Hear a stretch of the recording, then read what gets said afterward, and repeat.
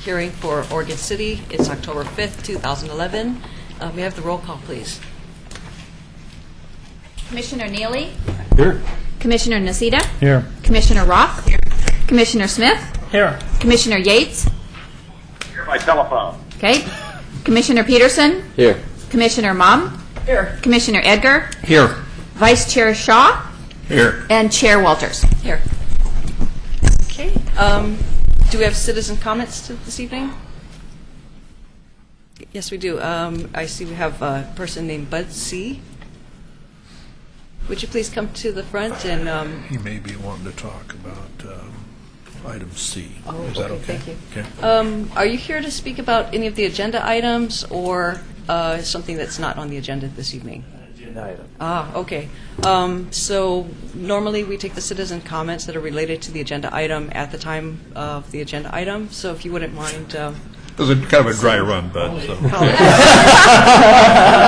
Thank you. Thanks for your patience. Okay.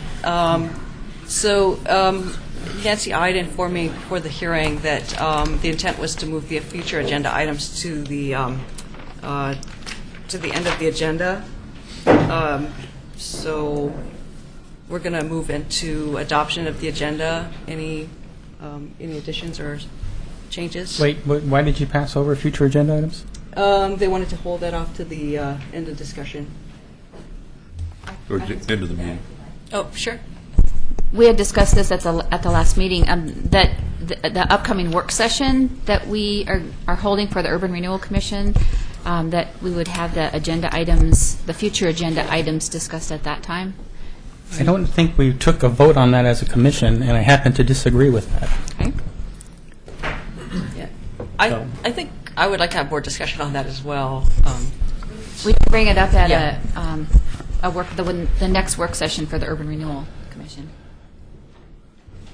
Okay. Or whenever the commission wishes to discuss it. If I can probably illuminate this Okay. a little bit.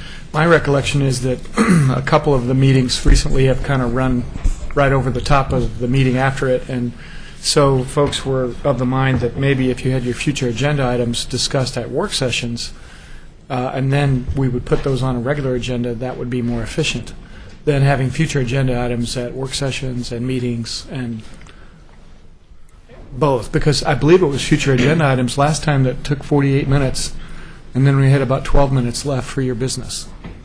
And that's where that discussion came from, and Nancy was simply bringing that back to you as a suggestion. But if the commission wants to keep future agenda items at every gathering, that's your prerogative. I move the future agenda items discussion go to the end of the regular business. Second. For this particular meeting? No, in general. In general. Because we've had several people, including our Metro counselor here, who was here for a long period of time before we got her, and she, I think, was the first person on the agenda. As long as it's on the agenda and we do get to bring it up, Yep. I think it's fine if it's at the back end of the agenda. Question. Would the commission be willing to hold this conversation? I made the motion. I'm sorry. I'd call the question. Commissioner Roth? Aye. Commissioner Smith? Aye. Commissioner Nacita? No.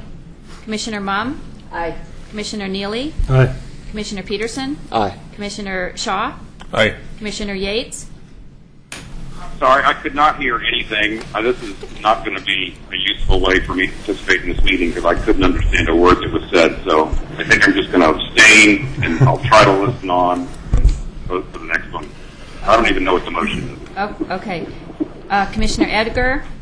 Yes. And Chair Walters? Yes. And we have 8 yeses, 1 abstention, and 1 no. Motion passes. For Phil Yates's benefit, the motion passed 8-1 to 1 abstention. He doesn't know what the motion was.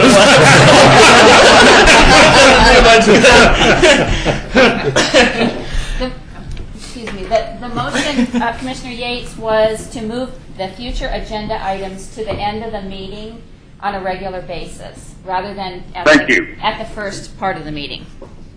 Thank you. I can understand you much better than I can understand anyone else. Okay, so we don't need to move to adopt the agenda. We have agreement on that? Okay.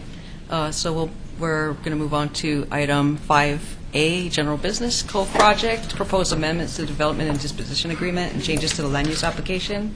And we have a staff report first. Good evening. Thank you, Chair Walters and Commissioners. At the last Urban Renewal Commission meeting, we started to walk through the Development and Disposition Agreement and the Conditional Reinstatement Agreement that the city has with Clackamas Cove LLC. At that time, we gave a presentation, both by staff and by CCLLC, concerning the changes that are proposed within the detailed development agreement and the conditional reinstatement agreement. At the conclusion of that meeting, we had to wrap up because of time. There was we made a request that we would come back tonight, answer any remaining questions, because it felt like there may have been a couple more concerning the DDA and the conditional reinstatement agreement, and then we would move into a discussion of the land use application and the changes that need to be made there. So I guess for the benefit of time and to try and keep the two issues separate, if the commission would be okay with, we would start with a continuation from the last meeting. So I did not receive any questions or calls from any of the commissioners. So I guess I would open it up again to try and wrap up that conversation about the DDA and the CRA. Just trying to remind you that we received the marked up version. We sent it to Mr. Janik. He provided preliminary comments. We gave you an estimated time of December 7th to come back with our recommendation on the proposal. If we can get that done prior to that date, we will do it. We were just being conservative with staffing, holidays that are in there, to make sure that we give a realistic time frame to get that back so that we can do the due diligence that we need to do, looking at the financial and the makeup of that DDA, and to negotiate that with CCLLC before we brought that back to you. So that's still where we're at this point. We're just trying to get any outstanding questions from you so that we can incorporate those into any discussions and findings that we do have. And then once we conclude with that, I'd ask that maybe I could come back, give a brief history of the land use approvals, where we're at in the process, and what the request is. And then I'm sure Andy and Ed probably have some information they'd like to provide as well, and then we could be happy to answer any questions. There's multiple ways we could move forward on the land use application, and I'll get into that once we start making that presentation, if that's all right with the commission. Okay.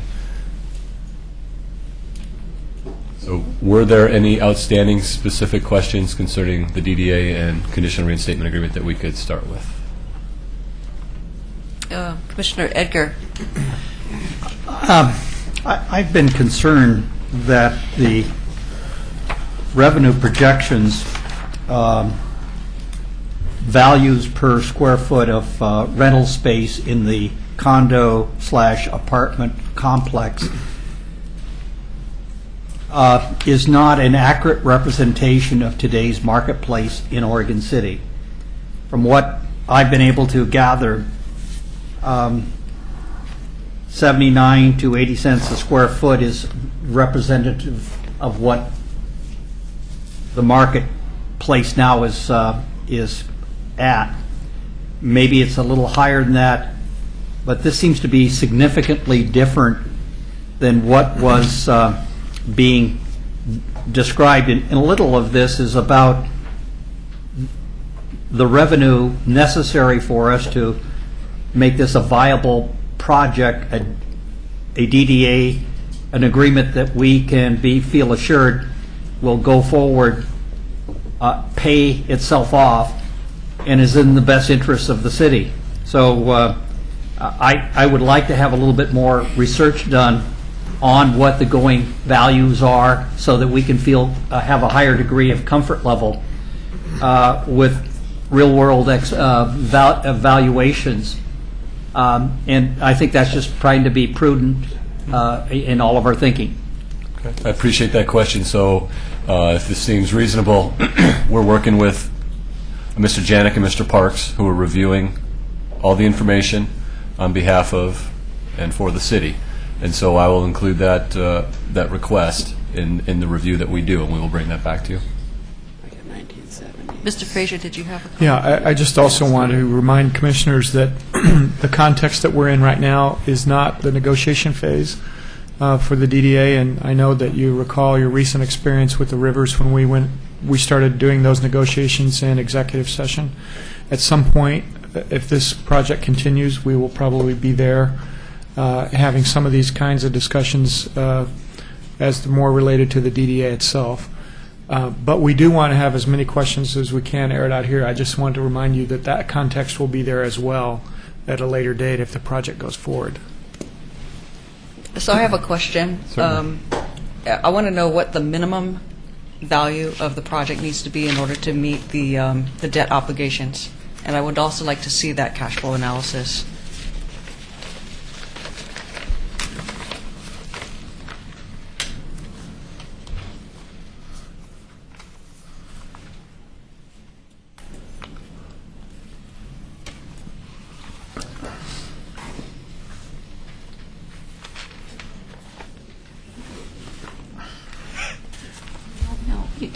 We will work on that and provide you a response. Okay. So where are we? And are there any other questions or requests from any of the commissioners at this time on that? Commissioner Neely? I had withdrawn it, and I perhaps it's something that you're going to deal with. On the commission report that we have here, I assume that what you're recommending here, you're not recommending we do tonight. That is to direct staff to sign the land use application. I think that, and I'll jump ahead a little bit here. Is that we have two separate processes going on right here. We have the DDA conditional reinstatement agreement discussion for the Urban Renewal Agency, where we're looking at what the proposal is, what the costs, what the liability and risks are, and how we're going to do that. We also have another process that needs to go on. That's the regulatory land use process. Mm-hmm. And because the Urban Renewal Agency owns property that's part of the land use application, I can't process it. CCLC can't turn it in until Urban Renewal signs it. But it's a separate and distinct process. So yes, that request is there, but I will get into that once we're done with this. So I'm not asking for approval of the DDA tonight. No, I am not. Yeah. Commissioner Shaw. And this is one that I kind of brought up at the last meeting to Ed and Randy, that I want to make sure that we are still proceeding with some kind of a tenant to do some of that office space down there, or get that office space kind of focused on too for jobs and stuff. That's I know we're really kind of focused on the condos and apartments and stuff, but I'd like to see that office building focused on all, so if we could. So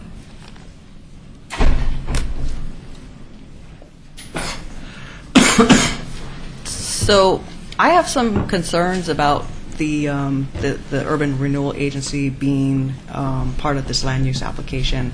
I think it's a significant change from what was originally envisioned, and I don't know. I don't think we've been apprised of what the legal ramifications are. I know. I believe it was either Kathy Roth or Paul Edgar who said that there were some issues with another project where the Urban Renewal Agency in another jurisdiction was the landowner, part of the application, and it created some issues with arm's length relationships. Do you recall? Are we done? Are we, if I may, are we done with the DDA discussion and questions, and we can move into the land use? And would that be acceptable? All right. So I guess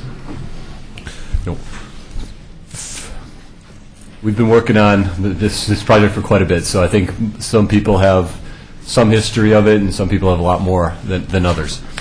What we've approved is a concept development plan that includes multiple phases of development on the site.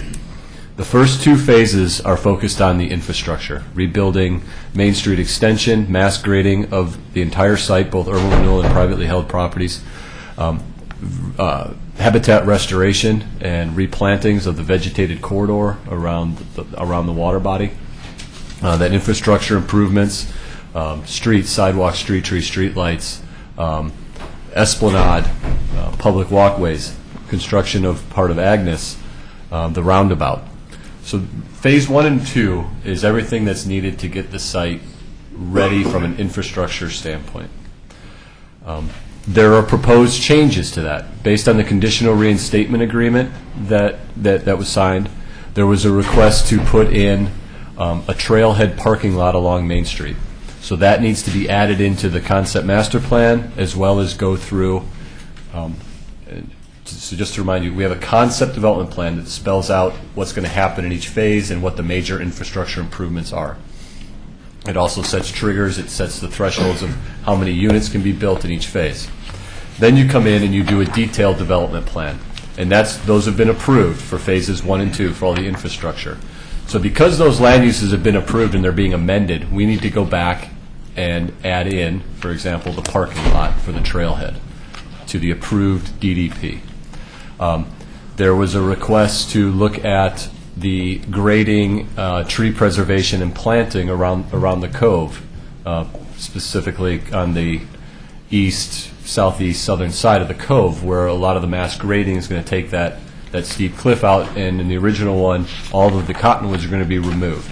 So we went back, we worked with David Evans and Associates, as well as Ed and Randy, and incorporated their recommendations for tree protection, so that results in the grading plan that was approved needs to be amended to reflect the new grading plan, because we've gone in, we've identified trees within a couple feet of the ordinary high water mark, and we've protected those trees, as many as we could, amended the grading plan, as well as some of the walls that need to be put in, retaining walls that need to be put in around that. So those, we need to go back in and amend the planting plan, the tree preservation plan, the grading plan. They've also proposing to amend the number of, I'll call them the condo apartments, which was originally a later phase of the development. Originally, we were going to do the infrastructure in 1 and 2.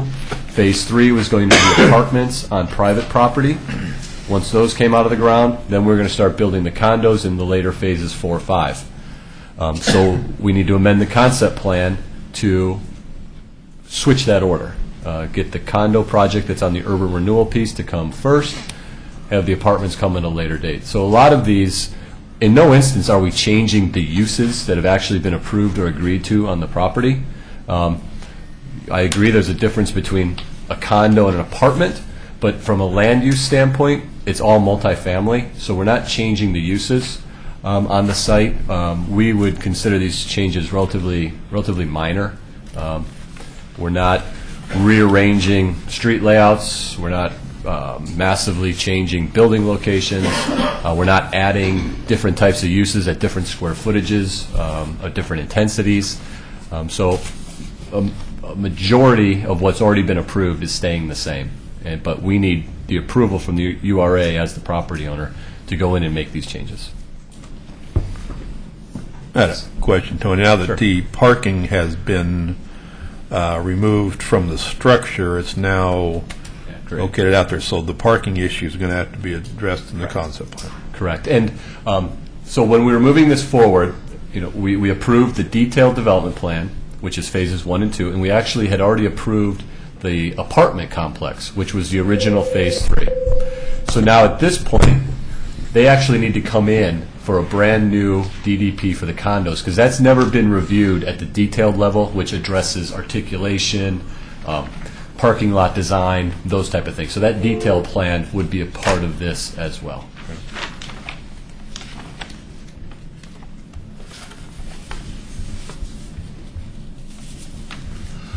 I guess to wrap it up,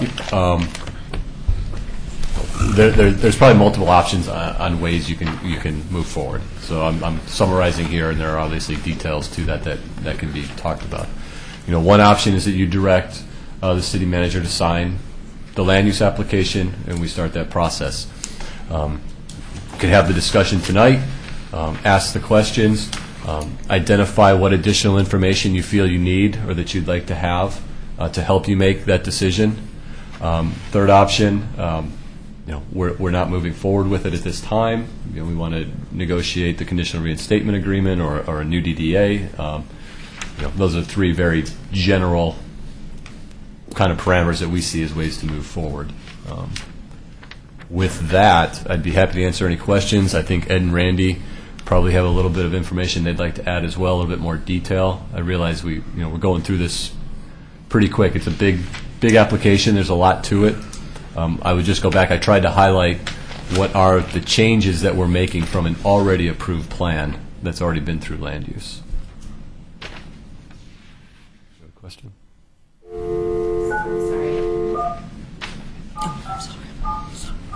Okay, Commissioner Shaw.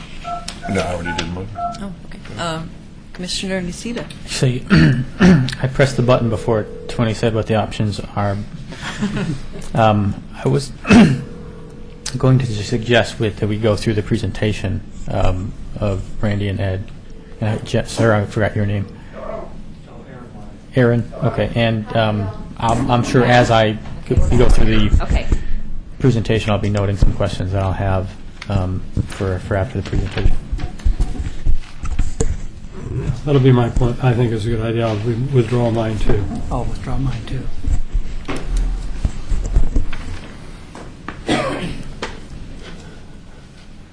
Now they're all gone. Good evening, Madam Chair and members of the Commission. We're delighted to be here once again, and this evening, with a little help from PowerPoint, we'll show you some things, or remind you of some things that show what the potential of the code is, and then also some new things that you haven't seen before and some new numbers. Thank you. Ed? Good evening. Once again, we have some nice slides to show you, and some of them actually are really very relevant to the new issues that we're talking about. As a prelude to that, though, the marking up of the DDA that we sent in to Janik was not meant to be a complete analysis of what needed to be changed. It was basically an annotation to the DDA saying, here's the things that we've already done, here's the things that we need to do, and in terms of going through and making the modifications, those are really left to legal. So I don't want that document to be considered what we were planning on making changes. Also, to kind of answer Paul's question there about the market position, whenever we do apartment projects, and we've done hundreds of them, actually thousands of units, we go out and we do an independent analysis in-house. And in this particular case, Randy went out and did a survey. Then we hired a third-party analyst to say, all right, were we right in our assessment? And that was the Johnson-Reed report, which we have a full copy of that for you. It shows those rents at considerably higher than you're talking about. And when you take and you do a survey, you don't take just the local core, you go through the whole area. And this took in West Lynn, went into Clackamas. It has several projects. And you try to take those projects and come up with those that are really comparable. Not only are they new, but they have the same kind of square footages, the same kind of amenities, and that's what you do to assess it. So I'd be more than happy to get you that full report, Paul, and you're more than happy to contact those people also. We'll switch into the presentation here. This is kind of a restatement of where we were the last time. Obviously, we want to create the jobs. We have the new parks. We're going to do the enhancement of the environment, and we will do the sustainable practices. This is a restatement, again, just to show our commitment.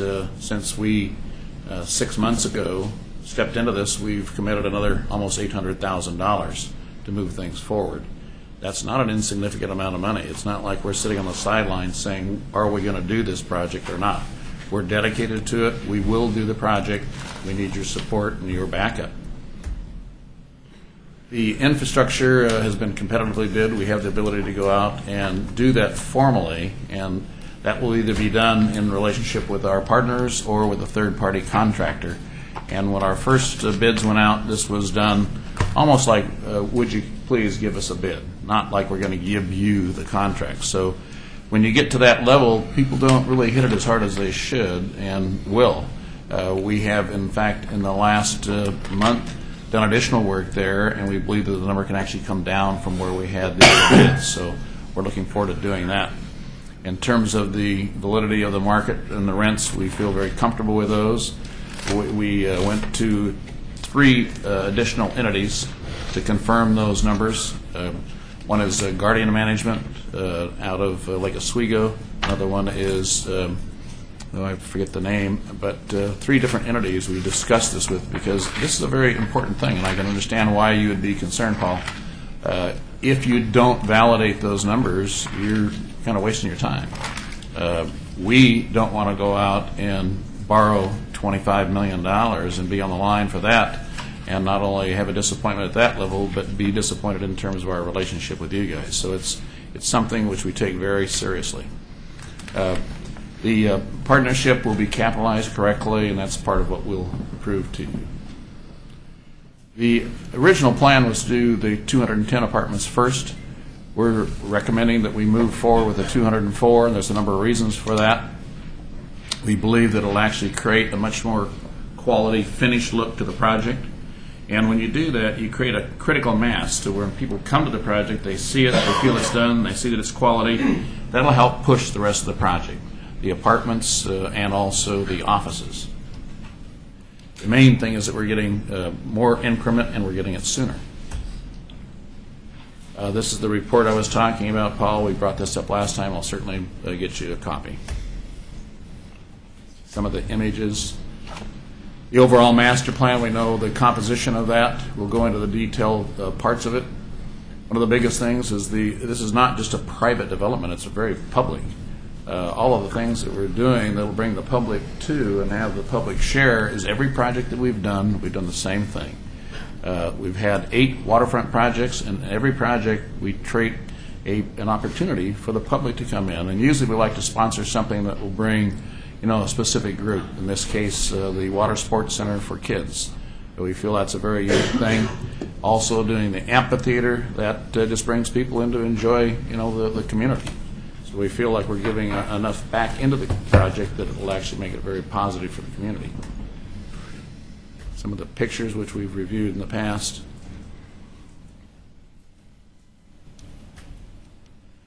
The phasing of the project. There is 2 colors here, the green and the kind of purple color.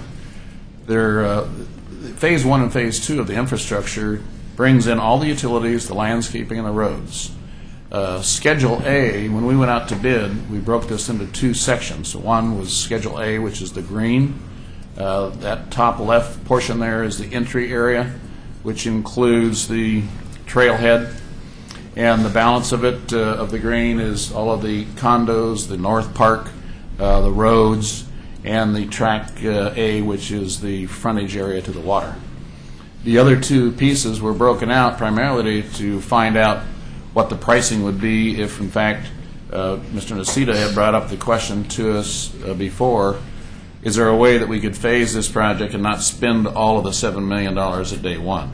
There is a way. We can actually do the green and hold off on doing the purple section, and we can do that at a later point.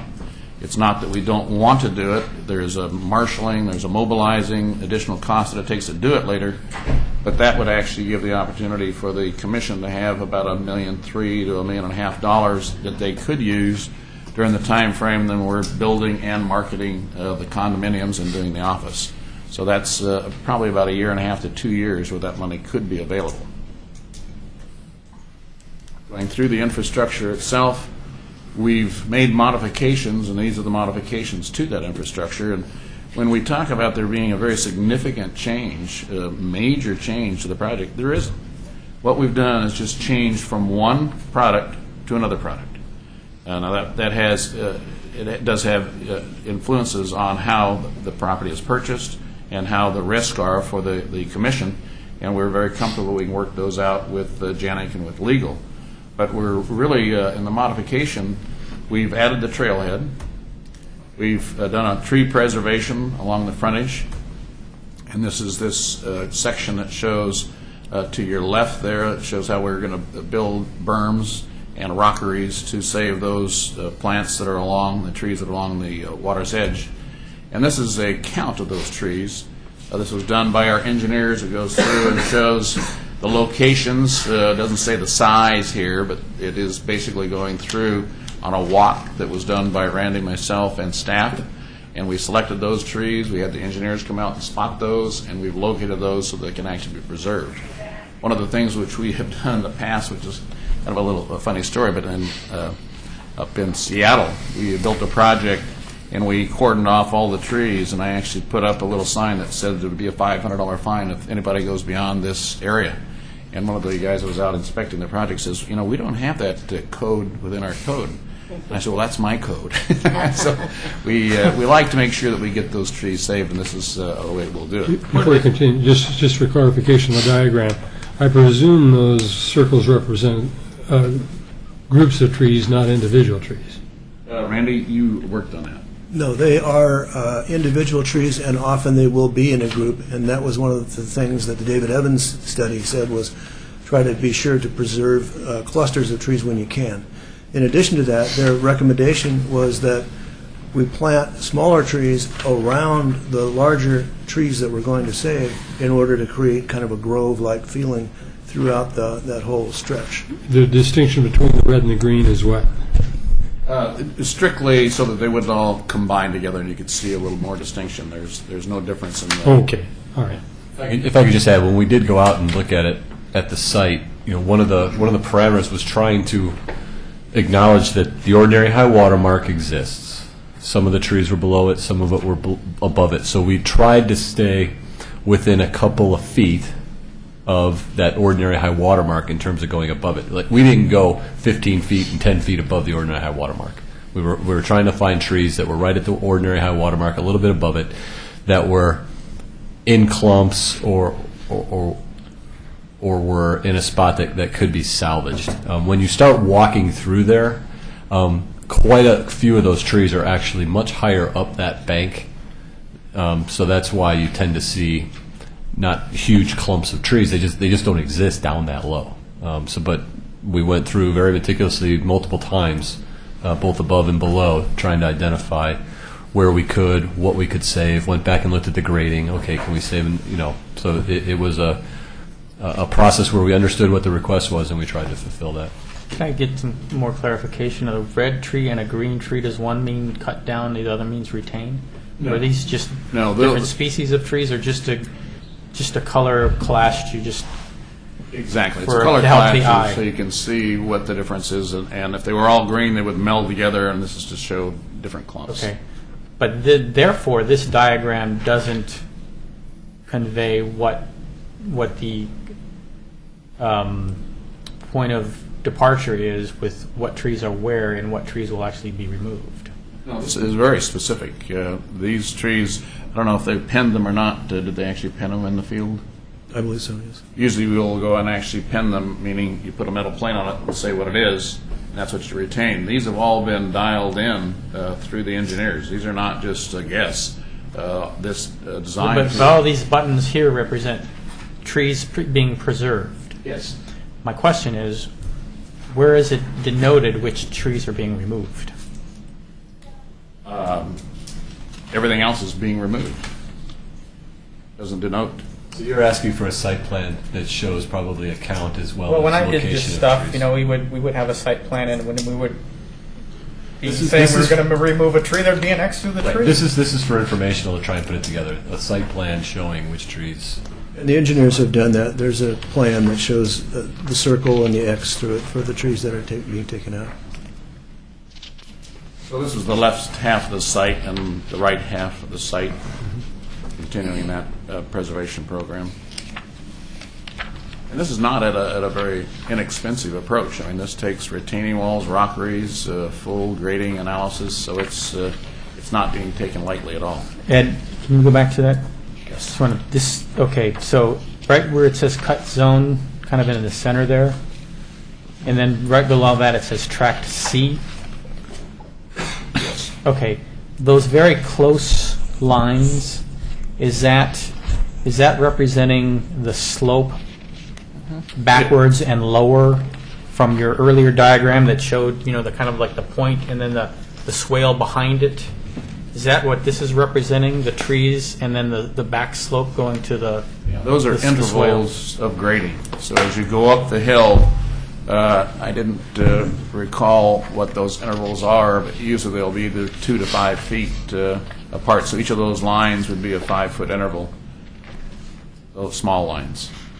So you're actually going up the site from up the the water. side. So what demonstrates your earlier graphic showing it going back down Where the into swale- that back swale up the hill? If you understand what I mean. Yeah, I do, and that's it'll only be in certain sections there without. That's a very specific point within the site plan where it would actually kind of back up. But if you're building up, as you just here's my little pointer here. If you're looking at the grading, like say here, this shows these lines coming into here. These are actually, this is higher than this grade here. So you're going to have a rockery built around here that's preserving those trees. So then it would come back down from here and go back up the slope. So I just lost it. The section for each of those could be done. That's, I think the main thing was that they were doing a section on a group of trees, and that's the way that it would be. The rocky, you have to go up a little bit higher in the backside. Can I ask a question? I understand ODF and W was out working and communicating with you people recently and constructively, as well as you've worked with a lot of the people in the Cove on trying to enhance the habitat, which I thank you. Is there any changes that have resulted from ODF and W? Because water quality and water health and the environmental viability of the water within the Cove is very important to me, and in the end result. So I would. Is there any changes that you see, or are we open to additional opportunities that might exist to improve the habitat from what you've been learning? That was actually the purpose of the sort of ad hoc committee. We have had several meetings. We haven't yet had any response back from Elizabeth at ODFW, but we'll be looking forward to seeing what comments she might have. She was excited about the idea that we wanted to work together, not be at odds, and so we're looking forward to spending some time with her after she studies her plans. I hope you guys do, because the water quality, the water health out there is really marginal and impacted obviously by the rock that flows down the Clackamas River and hits the tidal change. And so improving it in every way we can to make it the healthiest we can is critical. We're using all the LID, which is light intensive development, with the rain gardens and the dispersion, the flow spreaders, and all the kind of state-of-the-art techniques for washing the water, if you will. So it gets cleaned in a variety of ways, bioswales, different kinds of treatment that will actually improve the water quality before it goes into the cove. The other thing is that this isn't the kind of a project where you are a merchant builder, which is pretty typical in an apartment community, where you come in and slam out a project, you sell it to a third party, and you move on to the next project. We will be retaining the project. We will be in the project. We've got a long ride here, and everything we do is pointed to the quality of the project. So we'll be maintaining that and sustaining it as best we can. This is the other change going through the infrastructure, the condos, where we brought the parking up at grade and taken out the subterranean parking. That's a very unique modification. It changes the grading, but really what it does, it takes these condos and gives them back $8 million worth of funds that can go into the actual vertical part of that building. When you do a parking structure, it averages $20,000 to $25,000 per space. Very expensive. So in making this modification, we have reduced the cost, and ultimately the intent would be, and we've worked this with the engineers, as we go through on a leased basis, we have part of the units have garages, but when we go out into a conversion, we'd add additional garages to the site that would actually, make it more of a personal approach for the condominium owners. So that modification is a very substantial one, and in fact makes it work. Question? I don't know who was first. Sorry. Who did you call? Oh, yeah, go ahead. Okay. The question, I guess, is there's probably going to be more fill to take it out of the floodplain. Is that true? Well, in going through that whole drill, the intent was obviously we got to keep it balanced. But by bringing those units up, we were able to reduce our cost on the overall balancing. One of the things that we had to do to make the project work was on lot, this guy up here, lot 1, was to take, I don't know why this is jumping around on me here, but on lot 1 we had to take out about 80,000 cubic yards, a substantial amount of material, and that dirt is not usable, so it's a haul-off, and it becomes very expensive. So when you can actually reduce part of those costs by any grading analysis, it substantially brings our cost down. That's what we were trying to do on our infrastructure cost, is to get that within a number that's workable and make the project viable in total. I'll make my question a little bit more specific.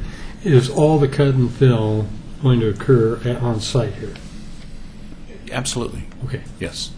If you recall the first picture that I had shown here, where Lot 1 and Lot 2, Lot 1 being the mixed-use building, Lot 2 being the apartments, those two are very close to a balance, so that we could actually set that aside and do that at a later time. The rest of the project balances. But everything is balanced on site, and I believe we're at 53. Is that where we're at this point? Yes. So the finished grade of the units is at 53. The city's position is 50.7 to be above the floodplain. So we're well within that number. 53 is actually the minimum floor elevation, not the grading. The grading can be below that, and there's some structure between that and the. The 50.7 is the minimum. So, and we've got the finished floors at 53. So, the 100-year flood, what level is that? What? 100-year floodplain's at 50.7 feet, and then we require the living space to be a foot above that. So 51.7 is the minimum height that you could put a finished floor. They're putting it at 53. Did that answer your question? Kind of. It's still a concern because obviously the last 100-year flood was over that line. I mean, it was at 3 feet into the interpretive center. It's still a major concern. But the level of the 7. 50.7 is actually higher than the flood of our flood management code. We reference both the 50.7 and the 96 flood elevation, and we use whichever is higher on the property.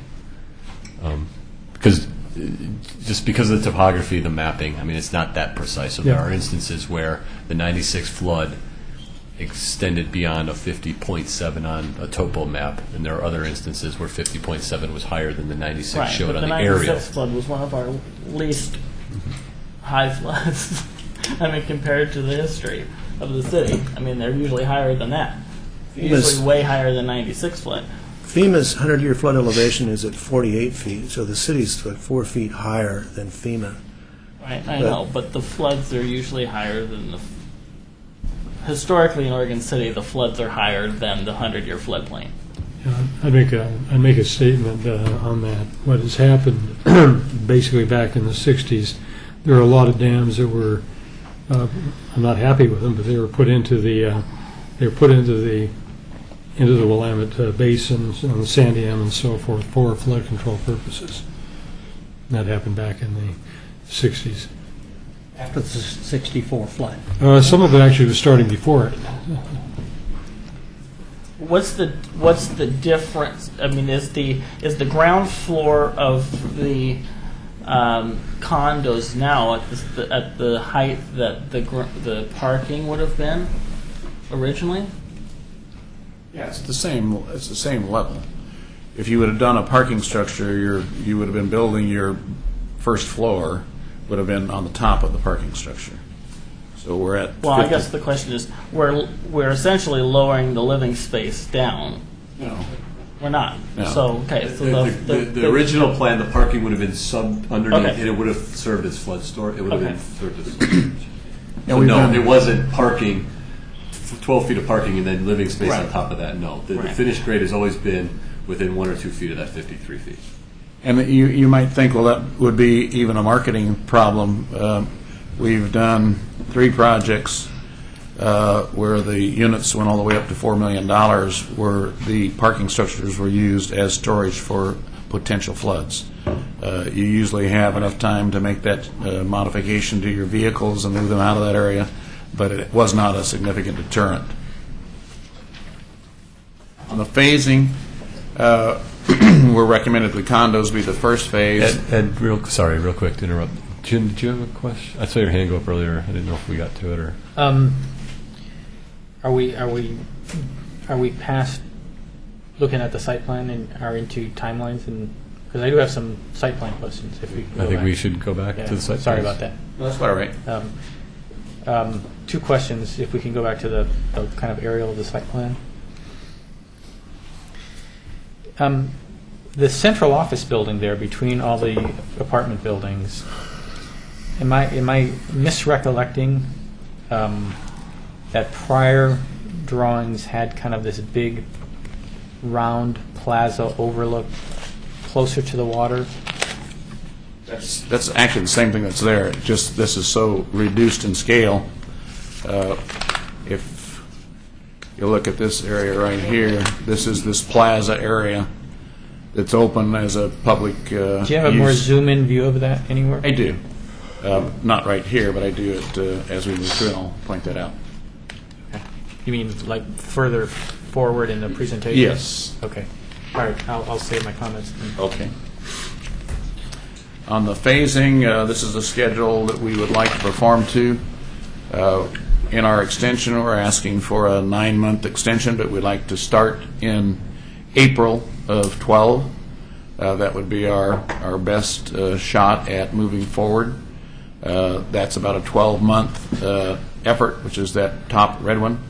The waterfront condos, we would start within probably 4 months after that by doing foundations, doing those structural things which are not flammable.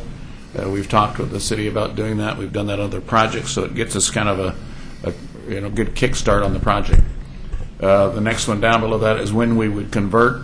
Our best guess at the point that we can actually start selling units would be the middle of 2014. That's anybody's guess, but that's what we believe that we'd be able to do. And then we would sell these at a rate of probably 6 to 8 units a month.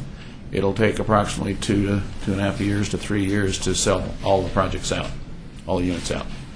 The apartments, and this is something which we've typically done where we've done phased projects on just a large apartment project. We'll build 200 units, and then as soon as those units get to an 80% occupancy, we'll come right back and we'll start the next phase of another 200. In this case, we're showing at the completion of construction that we would actually start the next phase, which would be the apartments, at a total of the 210. We believe that as we're moving through, it would be good to have the look and the feel of the marina. Those will be a market rate. They'll probably be about $15,000 to $18,000 a slip. We've done investigations on other projects, 3 different projects that we've done. We'd like to do these without doing pilings. We'd like to do clump weights so that you don't have these sticks all sticking up in the air. So that's an approach that we would look at doing like 50 slips at that point in time. Going down to the office complex, we will take a very aggressive approach. We will go out to the brokerage community, which we have not done. Usually in all of our projects, we're able to bring the people to the table, but we'll take a very aggressive approach on the office complex, and we believe that we can bring somebody to the table on that. The mixed-use building has the potential for either being a hotel or a mixed-use additional office at 58,000 square feet. And then we can back that up with an additional marina, another 50 slips. So there's a total of 100 slips. So this is kind of the schedule that we're using. We have given this schedule together with all of our evaluation to Andy Parks, who has done the evaluation that somebody was asking about earlier. We got that late today, and I did a graph on that I'll show you here later. Can I ask a question on Yes. this?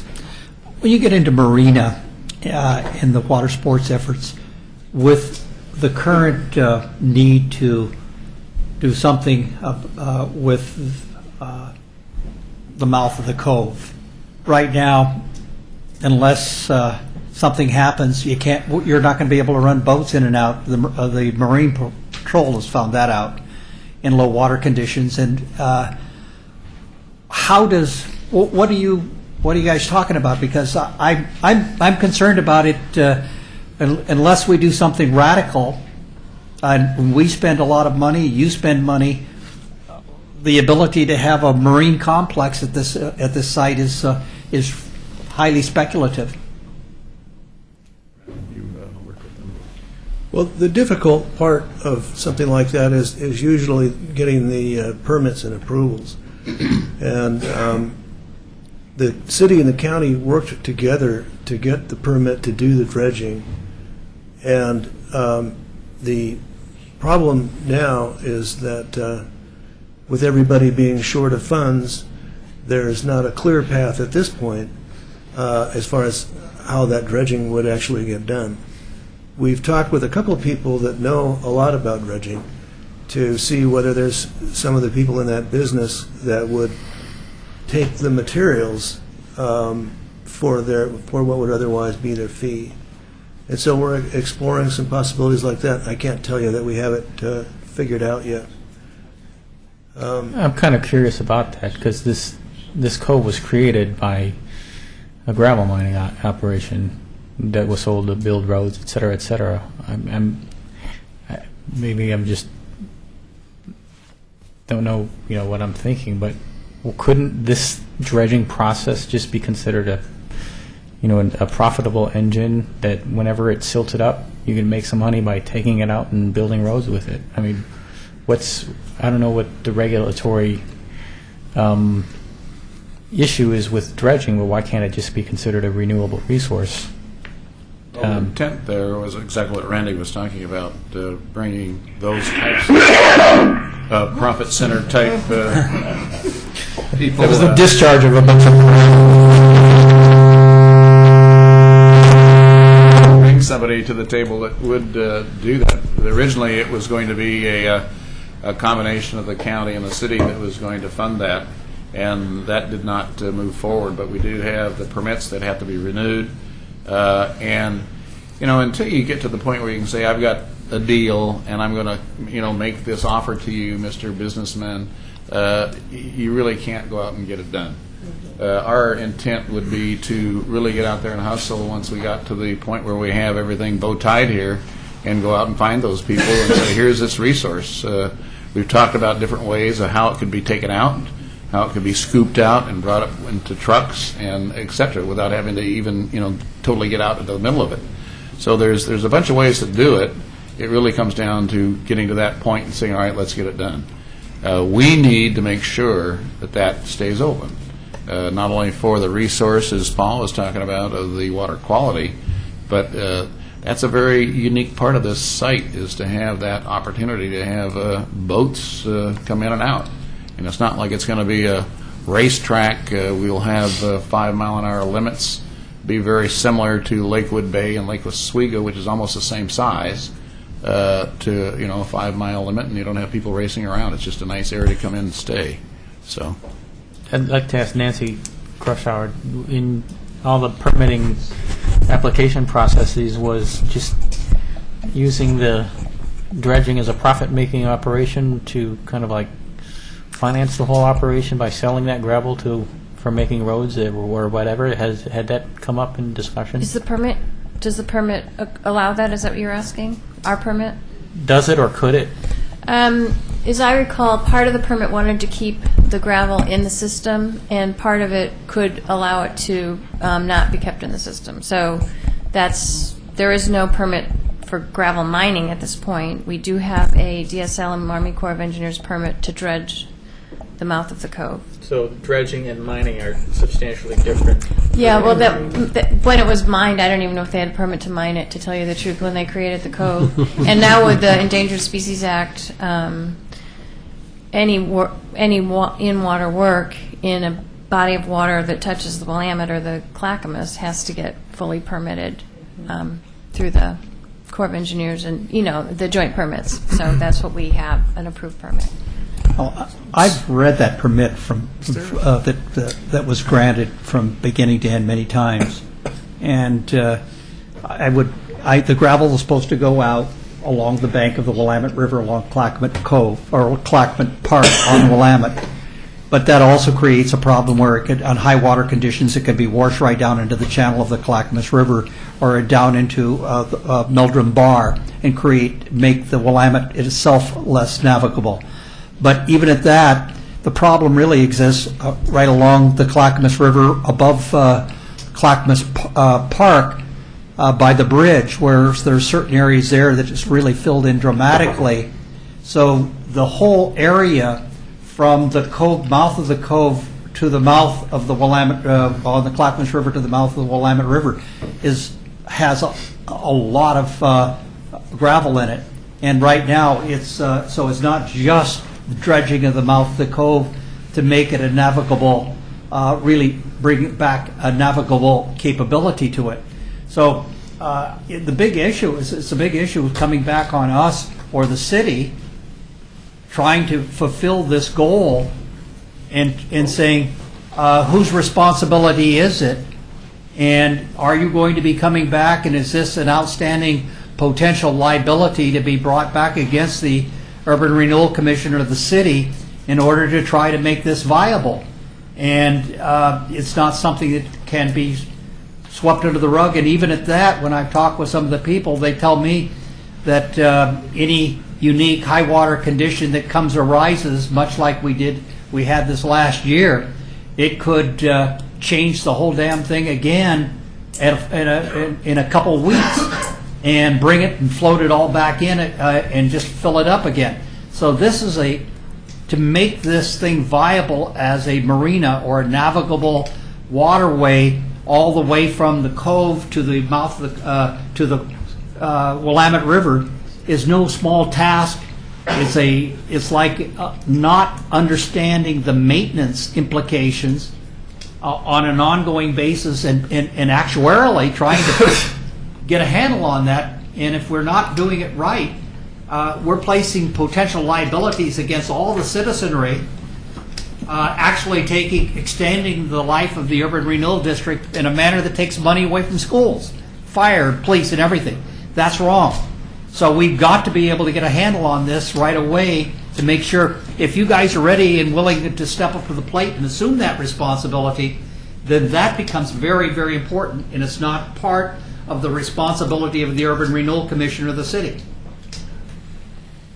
Yeah, we have consistently looked at that as a joint obligation. The potential of it not being navigable displaces some of the excitement about the project, but it does not, in fact, take away and make the project not viable. The cost associated with saying, all right, we'll accept all of the maintenance for something which you can't even really project, exactly as you're saying, is very difficult to do. You don't want to do it. I don't want to do it. And I think that we look at it in two ways. We understand there's a pretty good filtration of waters that come in underneath the peninsula at this point.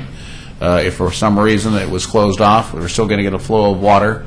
I understand that it changes its water like every 7 days because of the tidal flow and what's going on there. So we've got a good resource there now, and I think we all want to keep it that way, but we don't have an absolute handle on that. I'm sorry, Mr. Frazier has been waiting to. So these lights, sometimes we push them and it works and not others. The light's been on a lot longer than I have to speak, I'm sure. So I just wanted to, I think this is a very good point, but I'm not sure, Tony, we're really looking for whether or not they want to sign the land use application, authorize us to sign the application and process that, not some of these other details are, this is great points, and I think you're here to basically report to them the concepts of these changes. But I think that what you're also hearing is some need to further refine the scope of responsibilities of all the parties on something like the navigability of the cove and the opening into the river itself. And in my recollection, Nancy, you may have to correct me on this, but the city did fund its portion. It was the county that didn't have their money at the table when the time was right. We still have the permit. And so maybe this is one of those issues that in the DDA itself, we work out who's going to be responsible and for what portion. You might also want to think about a business plan where you can start keeping some sort of maintenance fund for that, because it is going to be an obligation. I mean, the city can certainly help with permitting, and I think we can be effective in that. We've demonstrated that we can be effective in obtaining a permit and maintaining a permit for you, but as far as the actual cost of the dredging, I don't expect that we will have, or Urban Renewal will probably have, an ongoing budget item for that.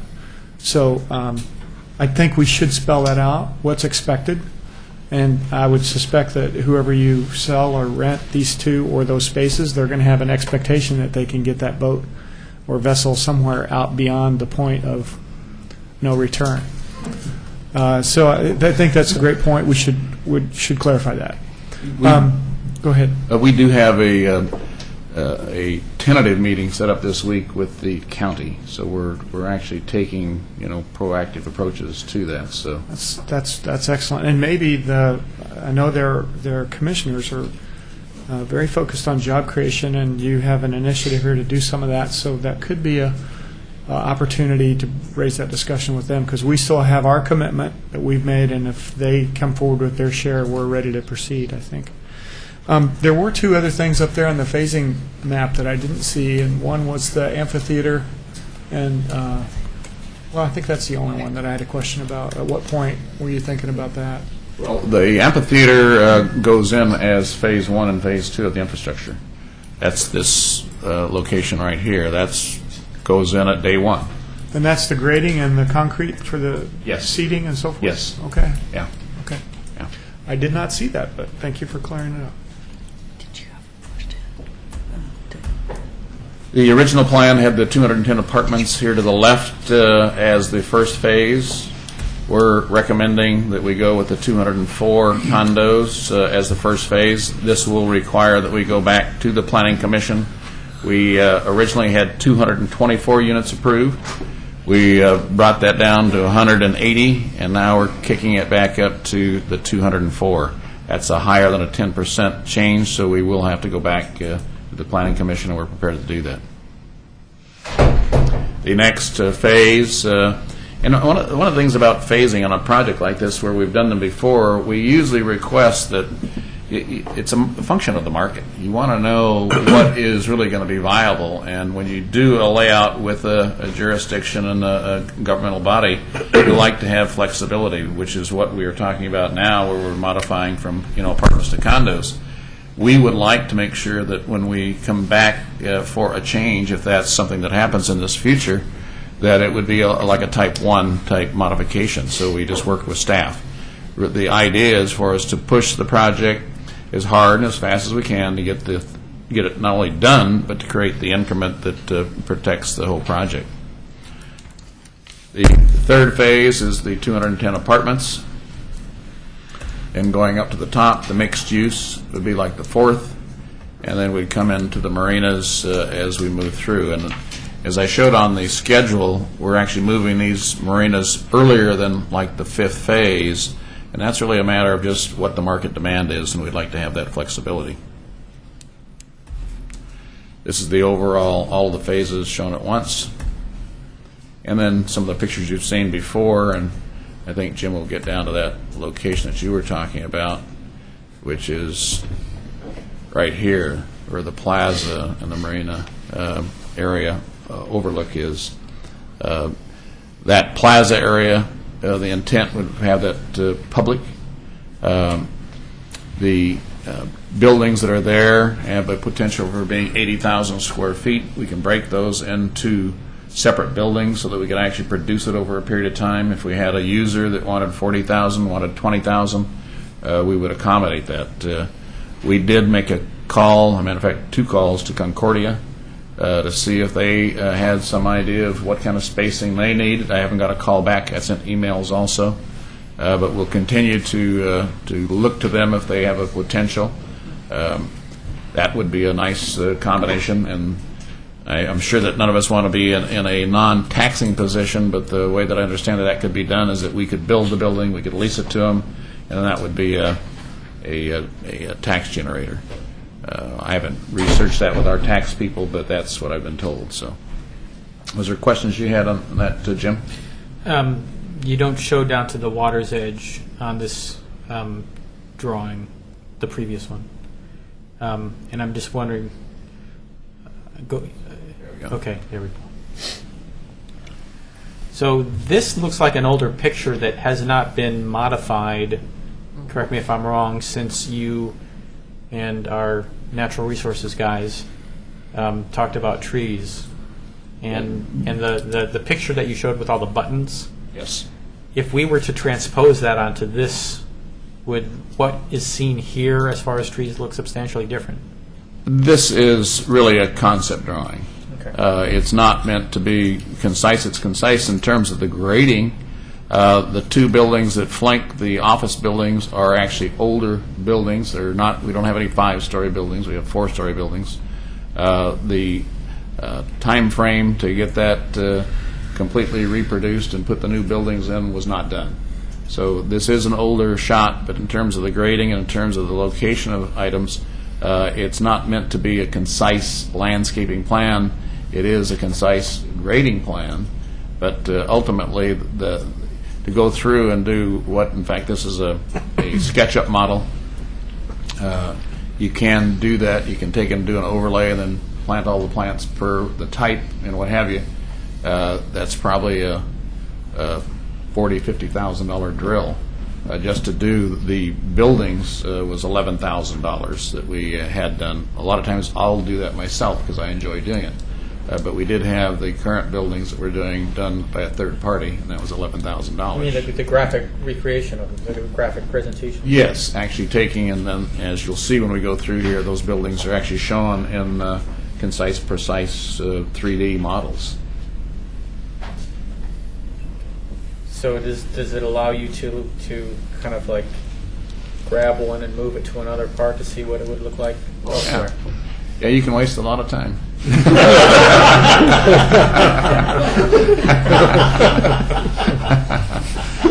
I'll show you how to run the program if you like. Wait, don't me want. Actually, it is enjoyable to do because it's a very creative process, and when you actually work at that level, you know the project cold, you know the grading, you know how it's put together, and I've every project I've ever worked on, I've done that part of the work. So I don't do it as a finished item, but I do it at the front end, and then I give it to somebody who really knows what they're doing. So it's an enjoyable part of the process. Well, since you have a laugh at my expense, I'm going to perhaps have a laugh at my own expense and tell you why I raised that. Can you go back to the further away graphic that you had shown? Okay, right here. These, I think, are the prior condo designs. Exactly. Okay.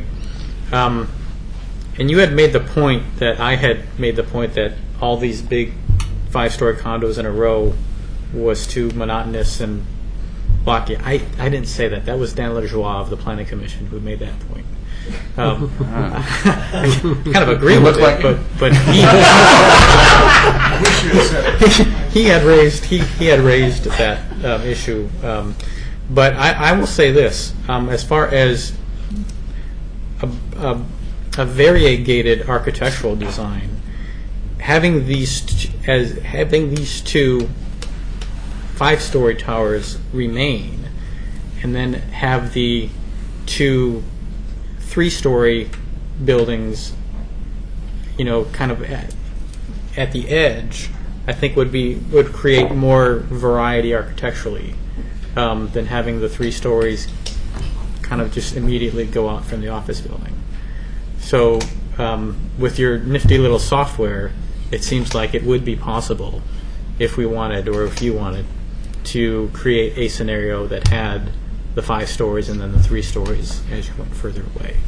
We could come back with a modification at another time. But that's where I was leading, because I'm wondering, would that further require yet another land use round to the planning commission? It would. We would be going again beyond the.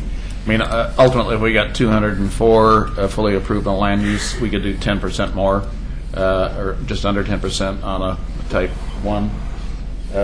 And that would allow us to, add additional units, which would be 20 units.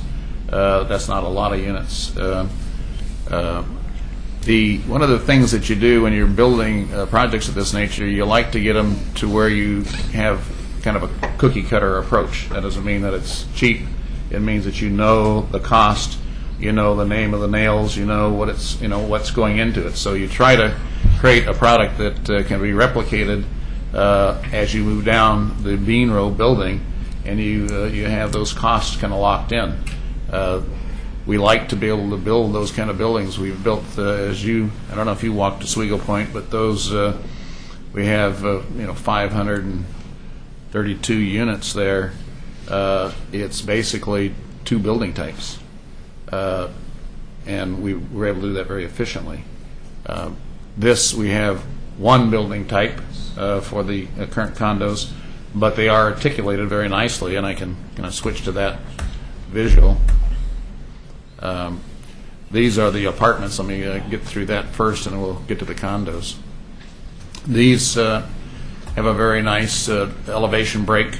They start out at the 2 stories, then go up to 3 with access from the ends. And the nice thing is that there isn't a center corridor going down through the interior of a unit where you can listen to people walking by your door. So these are very nice garden apartments. This is not an inexpensive product either. The streetscape that we would like to perfect during the course of the first phase, and 1 and 2 of the infrastructure, would be to take that area and make it look nice. It's got a higher elevation than the street, Main Street. So by doing this kind of a program, we could in fact make it look like it's a finished product.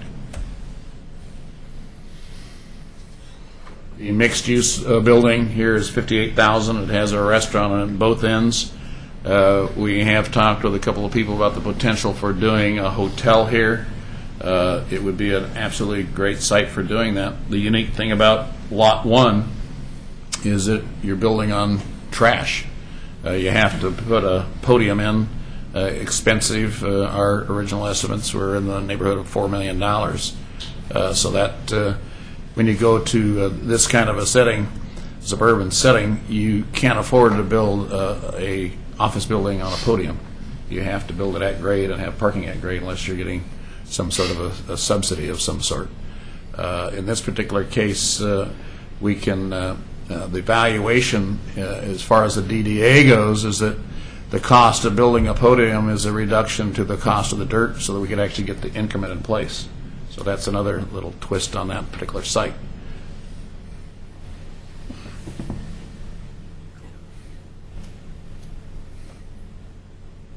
And this is where the water sports center would be at the very north end of the pathway going down. This is not a large dollar commitment, but it is a very substantial commitment to the community, and I think getting the right person to run this and work with it, as we mentioned in Lake Oswego, 3 high schools currently use the one that we did in Lake Oswego, and it's a very nice contribution. Oh, shit.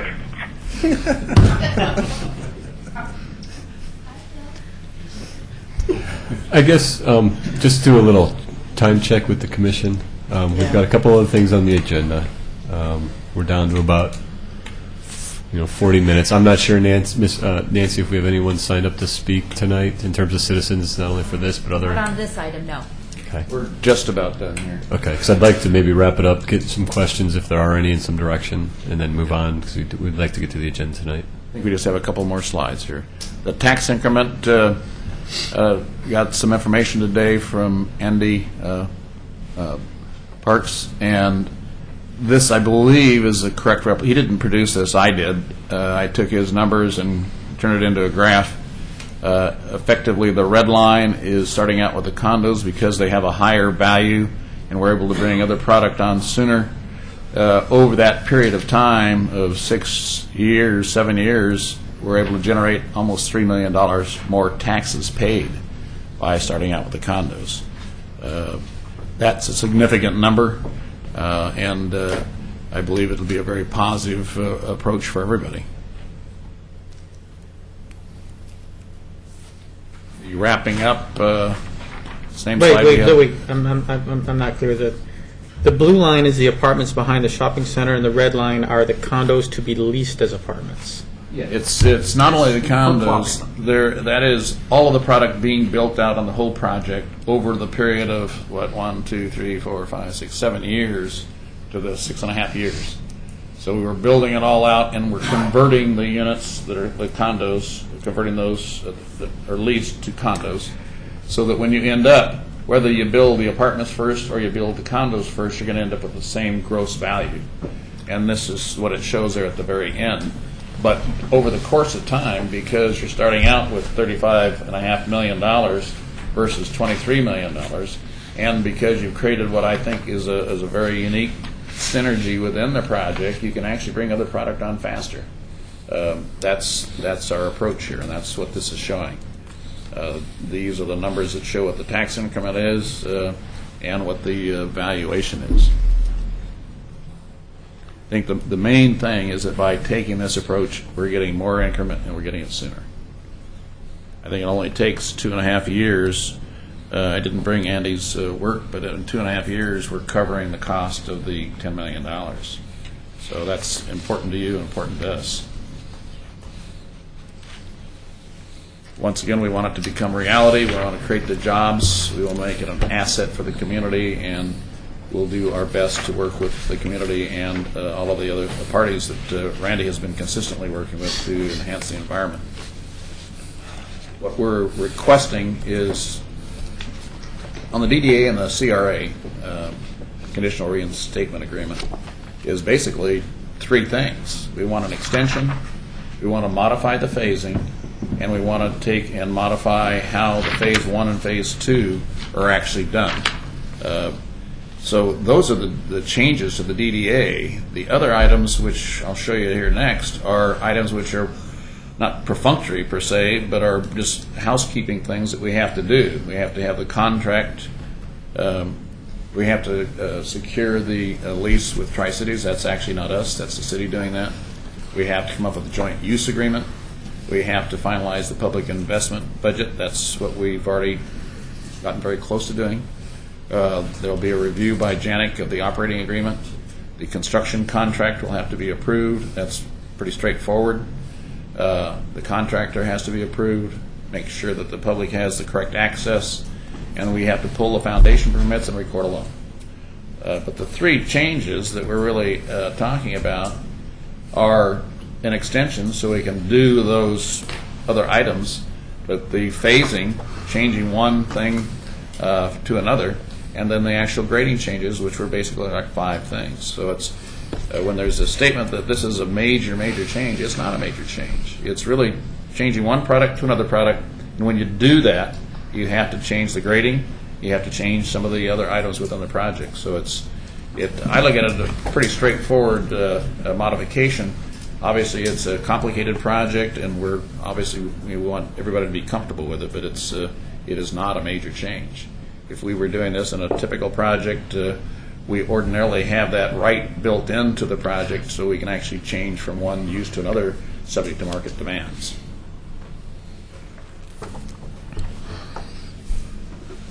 And that's the end of our presentation. We're open for any questions. Hang on a second. Oh, nobody's queued in. Just a quick comment. And I've talked to you about this before, but I want to make sure it's clear in a public meeting that there will be no pull down of the remaining line of credit until you have financing in place.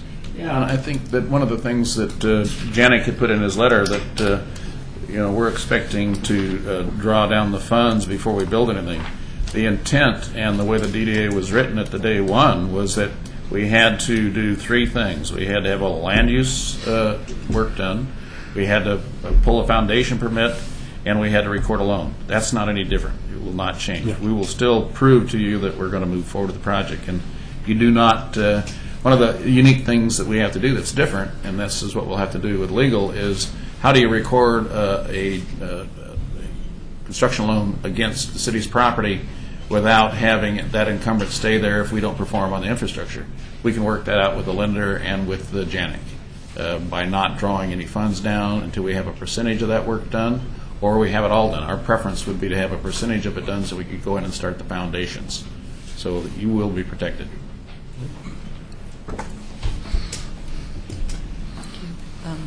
Commissioner Nishida. Back on the design of the row of condo buildings to be leased as apartment, is there, I can't recall this, is there programming for the first floor along that promenade? Are those, that first floor space, is that strictly residential, or could there be, like, as you walked along the promenade, you'd have an outdoor cafe here, a small gymnasium here, and just kind of make it a little city street front with various small businesses serving the tenants in both the office building and the residential buildings in a small scale commercial services. It's a very, very tough business to be in, small retail in a non-high traffic area. We would not consider it, we would not do it. Okay. It doesn't work.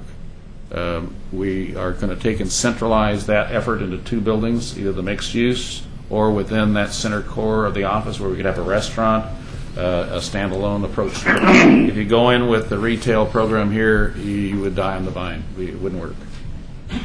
Okay, thank you. Commissioner Edgar.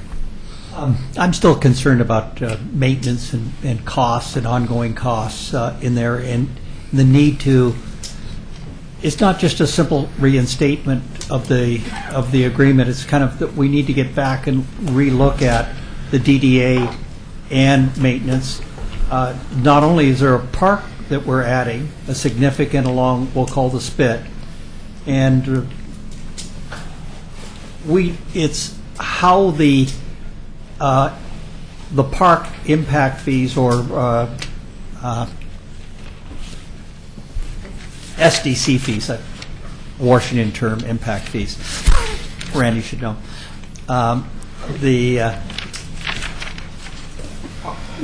What is the implications going back into that? So we've got a dredging problem, we've got maintenance problems.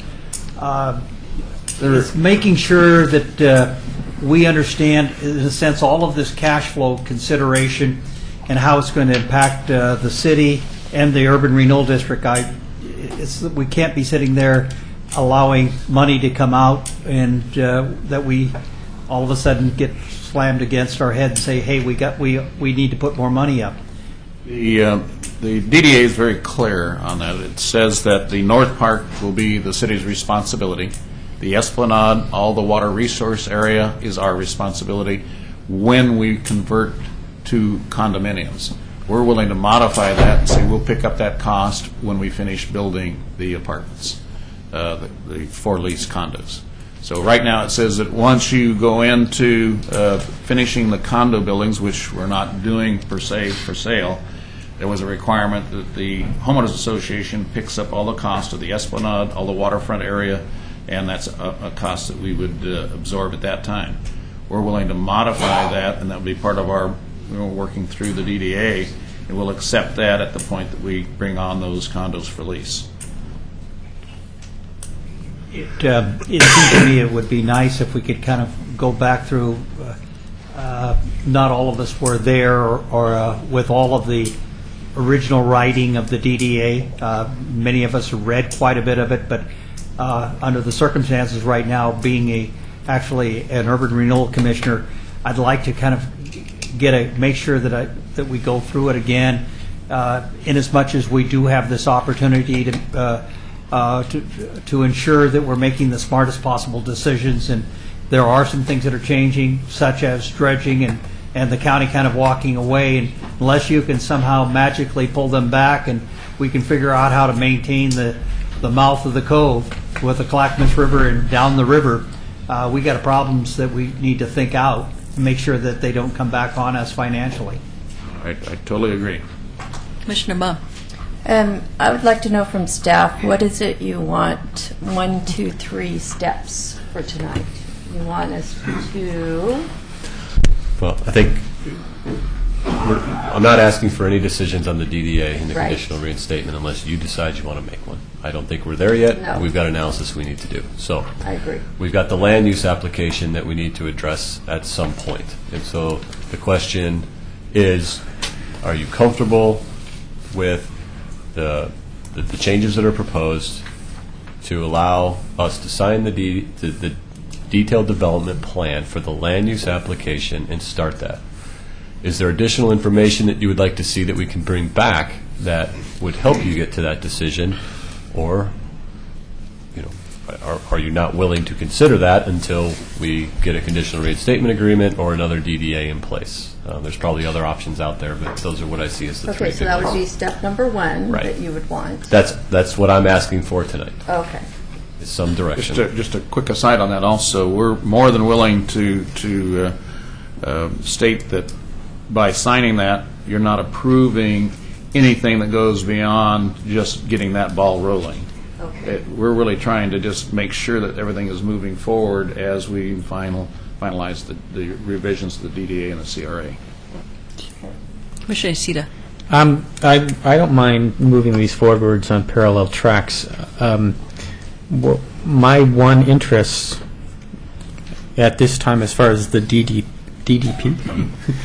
is I would like to see the detailed tree analysis that's been referenced in a subsequent session. I'm at that point, if there's nothing that I see objectionable to it, I think at that point I might very well be prepared to sign off on the DDP based on what I've seen tonight. But that is something that, as you know, I've taken a pretty strong interest in the past. So I'd like to see what you guys have done in detail as far as the grading changes and the tree removal and the tree retention. So if we brought back a site plan showing not only the trees that are being saved, but the trees that are being removed, plus the grading plan, I'm not sure. We're not going to The grading plan as they relate to tree removal and. So we're not going to have much more. We're not going to have pictures from the water looking at. Right. I mean, these are construction plans. Sure. And that's acceptable. I'd like to also get the COVID Environmental Enhancement Group that's been looking at how to improve the environment within the cove. I'd like to hear back from them again about making sure that all of their input is incorporated into what we're bringing forward, so that we've got a lot of smart people with that know their things, and so let's not turn our backs on them. Commissioner Shaw. I'd like to make a motion that we authorize staff to go ahead with the DDP for the Cove project. Second. I need some clarification to the motion in the second. Is that with or without the additional review that Commissioner Edgar and I proposed? If I can ask a question, just Sure. will that create, is that something that can happen during this process here, Tony? What they're asking about? I think we can probably put this together we can have it back in 2 weeks. Okay. The availability of the group, I will work on that. If they cannot come, I would guess I'd request they submit a letter. I would hate to see a scheduling like that not allowed to go on. Right. Well, I don't even know, if I might, I'm not sure what we're asking. What we're asking them, I think what we really want to make sure is that there's been communication and input between you and that group. But that was a pretty vague statement about what they're doing. Right, right. So maybe we should just report back what we can find out on that, or you can, when you come back. And if we could run in parallel with working on the DDP, we can certainly bring back additional information as Commissioner Nocita is requesting on the trees. Right. But we'd like to not have everything stop at this point. We need to keep moving things forward. Right. Okay, I guess my concern then would be if we do take that track, would it be contingent upon our approval of these tree plan amendments? You could make your authorization this evening. You could authorize us to sign the application conditioned on those two things, or you could ask us to come back in 2 weeks, which I think is what Tony had mentioned, come back in 2 weeks with those two things addressed, and then you could give the approval that night. Yeah. So that, I guess if we're going to do that, we might as well wait for the 2 weeks. That's why the motion has stand. So I'll pull it back. I'm curious, so if we So do... Doug's removing his second? Yes. Okay. So if we move forward with the DDP, what kind of a cost is that to the city, or to the Urban Renewal Agency as far as, what kind of commitment? they have to pay for the application. The applicant is paying for the application fees. Okay, and so that's all being borne by the CCLC. Okay. Correct. I'd really like to request that you don't hold it up even 2 weeks. I mean, this has just gone on and on. It's not going to change if it's a condition that we have to get your approval for those two items. Let's get the ball rolling. Let's keep things moving Want to forward. reintroduce it with your condition? If that's a good time frame for all of us, staff and Ed and Randy there. Well, it sounds like what they're asking you is, will the commission go ahead and authorize us to send the application with their assurance that they're going to produce the document that you requested, and then some sort of report about what Paul brought up? Well- That's what it sounds like they're asking. But how about, if it would make folks comfortable, if we can, I think one thing that we could do is we could say, authorize us to sign the land use application. We will start our completeness review of the application. Right. We have 30 days to review an application, make sure it's complete before we start the review process. We will not deem the application complete until we've brought the plans back to you in 2 weeks, but at least then we can start reviewing it. And at that point, you can decide. So if there's something significant with the tree grading scheme, I think at that point you can say, we don't support it anymore. We withdraw it. It's not complete until... okay. So, I agree. do we need a motion? Can I we move to can we direct. just do a motion? No, you can't. You got a motion.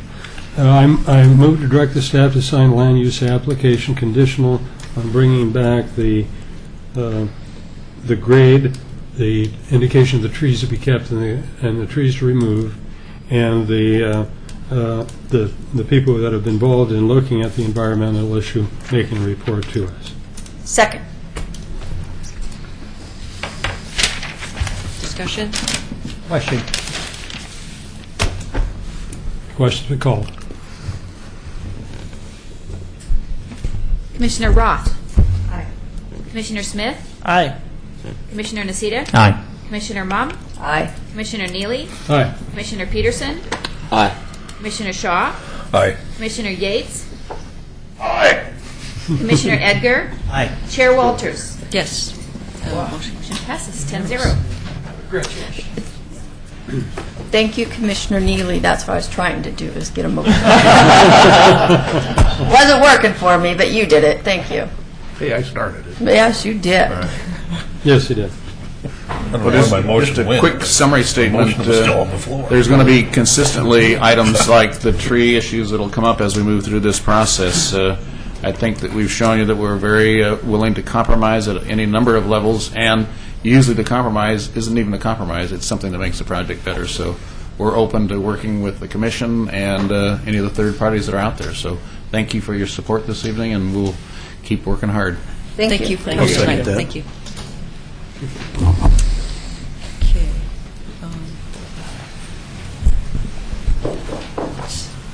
So we're moving on to agenda item 5B. Do you think we have enough time to get through? Well,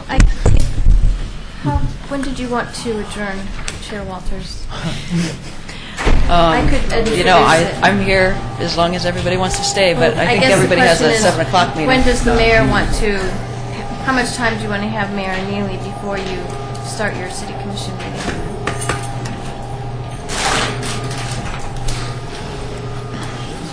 Could I ask a piece of clarification first? B and C, do they go together, basically? It seems like they do. Yes, they are related. And they're for the city commission too. They come before us as well. Does C have to occur with B?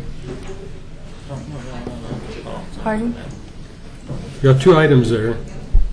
Does the C have to, we got them labeled as B and C. What I might suggest is I do an introduction to both items. Yes. And I think there are going to be some questions, and there's some clarification I want to make on B, and then we can, I just wanted to know when you wanted to adjourn so that the city commission could start on time. Mayor Neely.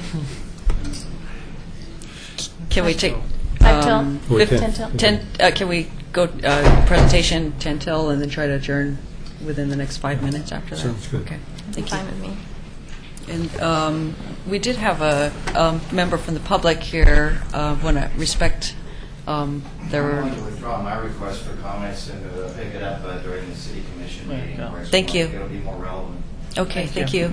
And then we did have Mr. Bud C. I think he's also speaking to this point, and I don't know, can we also make time for him at the end of your presentation before the questions? If he still wants to speak, sure. Okay, thank you. That's really up to you. So these 2 items are all related to the Amtrak agreement that has been a long, slow journey. And I thought I'd just go back a little ways to actually explaining the 2 properties that are involved, because many of you, I just want to make sure there's not more confusion than there needs to be. And so starting with the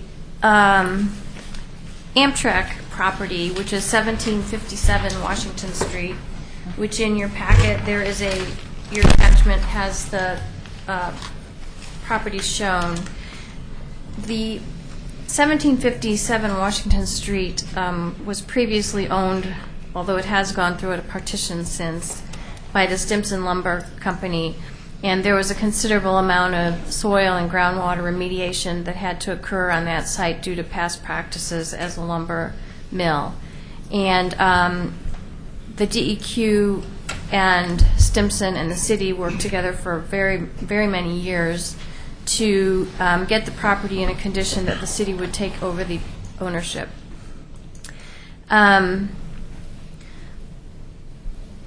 Next to that, 1757 Washington Street, is 1743 Washington Street, and that is presently leased to GrowCo, which is a landscape company.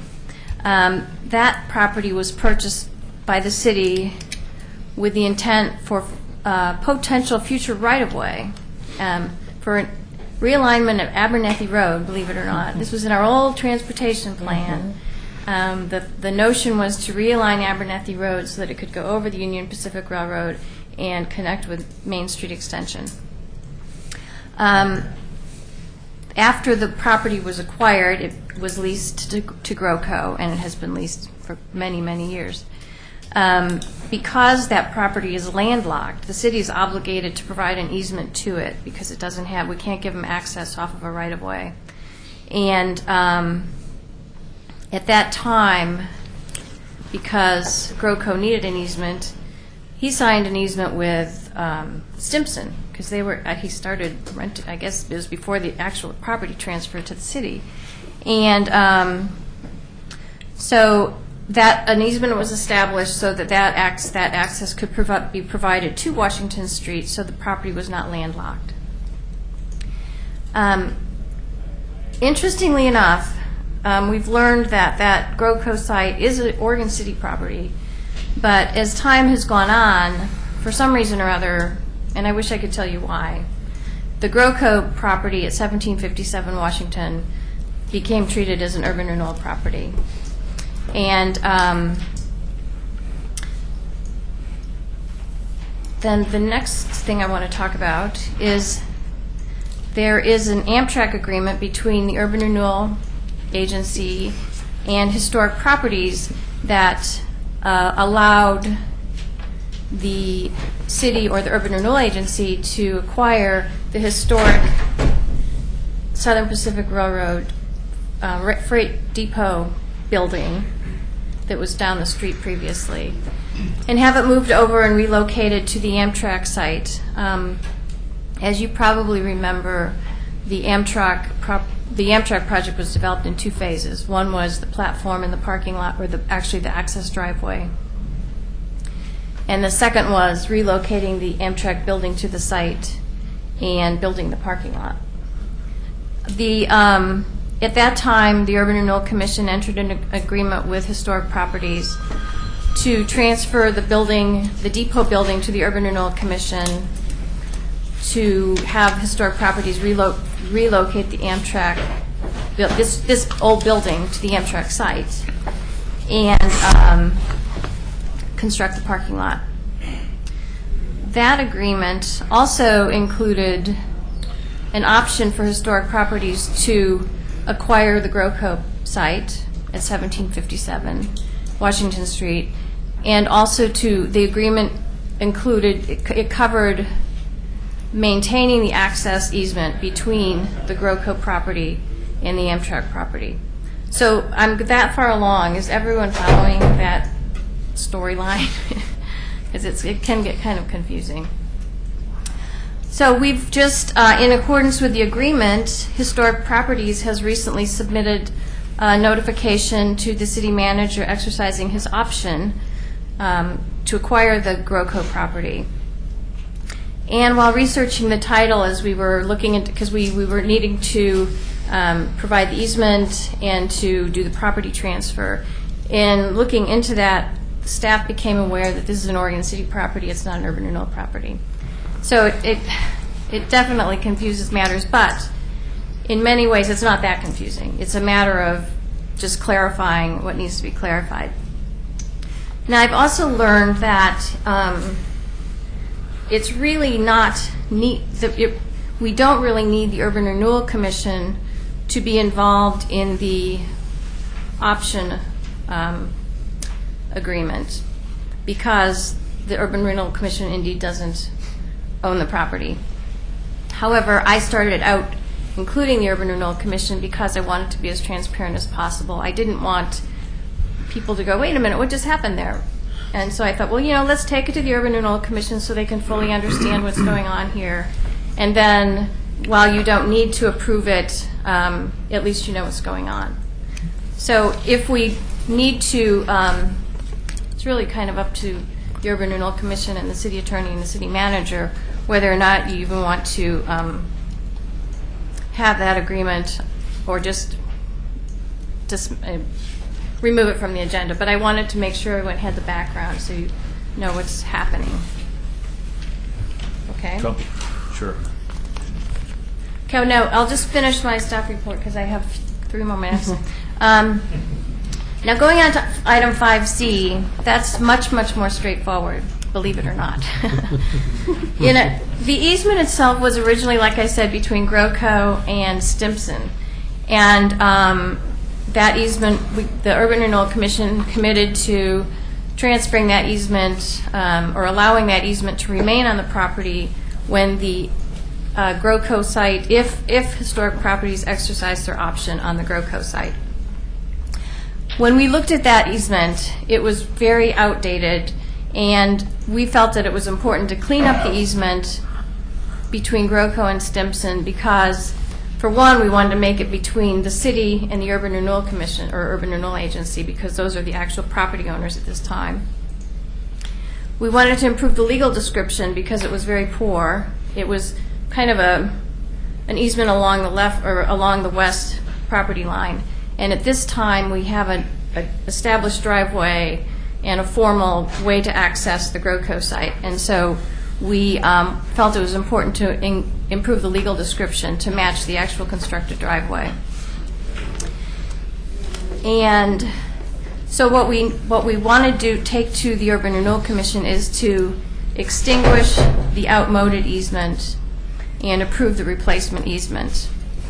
And one more thing related to that, in closely studying the easement after it went out in your packets, and if you want to look through your 5C agenda item, there is a provision in the easement agreement on page 2 of the easement agreement.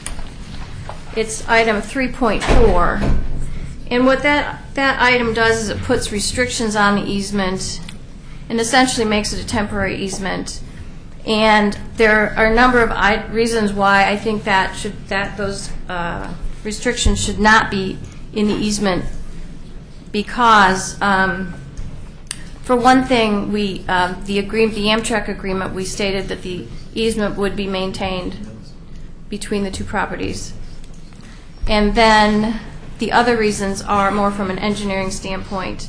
One is the property's landlocked, and I think we need to realize that until there are other easements established, you have to provide some sort of access to the right-of-way. How that property became landlocked, again, I have no idea.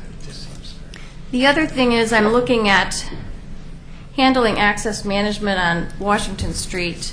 It really makes sense to have crossover easements between properties so that you can not rely on having driveways for every single property. And we've seen that. I don't know how many familiar are with the Beaver Creek Road Access Management Plan, but it's really important to reduce the number of driveways and have crossover easements.